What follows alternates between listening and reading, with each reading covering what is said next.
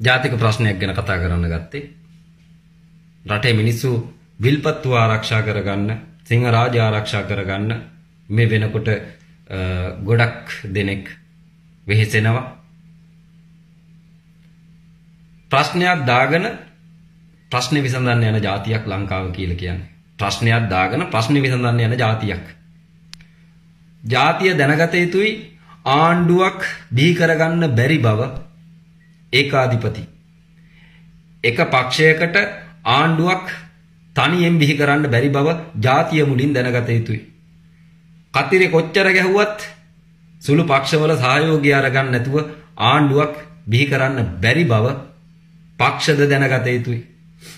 ප්‍රධාන පක්ෂ වලින් කතිරේ අරගෙන වැඩි බලයක් අරගෙන 3-2 බලය ගැනීම සඳහා සුළු පක්ෂවලට ආරාධනා කරනකොට සුළු පක්ෂ වරප්‍රසාද ඉල්ලනවා, හරේ කෑලි ඉල්ලනවා, මෙහේ කෑලි ඉල්ලනවා, මේක කපන්න ඉල්ලනවා, මේක අපිට ඉල්ලනවා. මේ වගේ දේවල් දෙන්න සිද්ධ වෙනවා පාලකයට.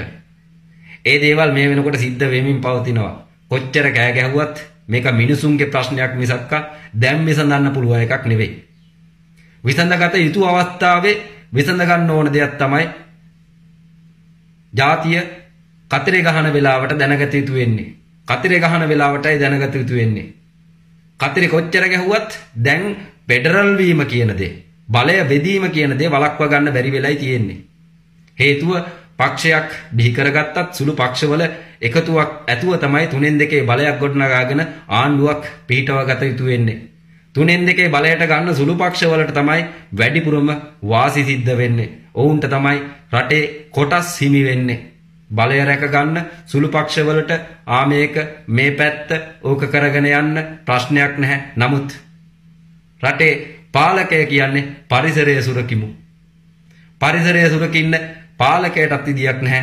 සුළු පක්ෂවලට දායාද කරලා තියෙනවා රටේ ශ්වාසනාලය බඳු වනාන්තර ටික. මේවා දීලිවෙරලා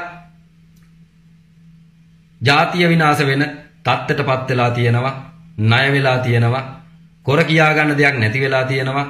ඇත්තටම සියලු පක්ෂ එකක් වීමට අවස්ථාවක් උදා කරගන්න යමක් තිබිය යුතු වෙනවා. දර්ශනයක් එනවා. ඒ දර්ශනය තුලින් රට පාලනය විය යුතු වෙනවා. නැත්තම් කිසි කෙනෙකුට එක පාලනයක් කියන දෙයක් තනා ගන්න බැරි වෙනවා ඉස්සරහට. ෆෙඩරල් වෙලා තියෙන්නේ දන්නේ නැති වුණාට. එපා ෆෙඩරල් කරන්න කියලා කොච්චර කෑ ගැහුවා ෆෙඩරල් වෙලා තියෙන්නේ දන්නේ නැති වුණාට. කොහේ ඉඳලාද? ගෙදර ඉඳලා. තමන්ගේ පවුලේ ඉඳලා ෆෙඩරල් වෙලා තියෙන්නේ. පුතා කියන දෙයක් තාත්තා කනකට ගන්නෙ නැහැ. තාත්තා කියන දෙයක් පුතා කනකට ගන්නෙ නැහැ. තාත්තා කියන දේ බිරිඳ කනකට ගන්නෙ නැහැ. බිරිඳ කියන දේ තාත්තා කනකට ගන්නෙ නැහැ. දුව කනකට ගන්නෙ නැහැ. කන් ඇහෙන්නේ නැති જાතියක් බිහි වෙලා තියෙනවා. ඒ කියන්නේ ෆෙඩරල් වෙලා තියෙනවා කියලා. තමන්ලාගේ මාන්නය උත්සන්න වෙලා තියෙනවා කියලා. රටට ලොකු විනාශකාරී අවස්ථාවක් ඇවිල්ලා තියෙනවා. අවසන් වාරය, අවසන් අවස්ථාව කිසිදු පක්ෂයකට, කිසිදු පක්ෂ නායකයෙකුට මේ රට හැදීමට හැකියාවක් නැති වෙලා තියෙනවා. පෙර කරගෙන ආපු වැඩපිළිවෙල දැක්කයින් පස්සේ ඔවුන්ටත් මේකෙන් ඉවත් වෙන්න සිද්ධ වෙනවා. දර්ශනයක් එනවා. ඒ දර්ශනය තුලින් රට පාලනය බාරගත යුතු වෙනවා. නැත්තම් ඉතුරු ටික විනාශ වෙනවා. දර්ශනය 180 ජය වේවා.